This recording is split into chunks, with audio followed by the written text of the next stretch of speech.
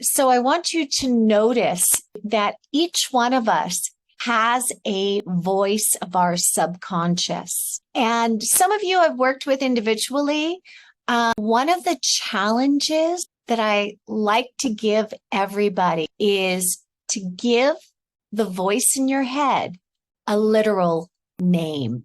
Now, you might have several voices in your head, but as soon as you know the voice in your head, sometimes I call it my nosy neighbor that lives in my head that we share space with. Sometimes I call it my voice of reason. Sometimes I call it my voice of doubt.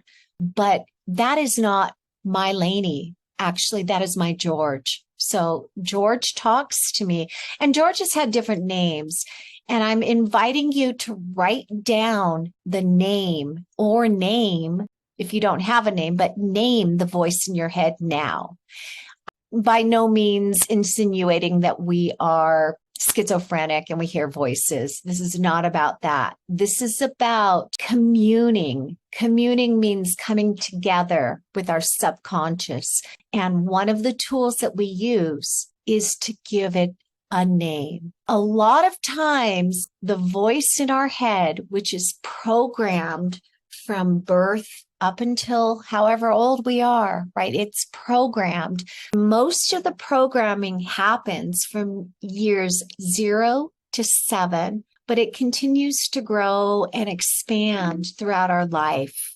And most of the time, that voice in our head stays stuck at a developmental stage. And its job is simply to keep us safe.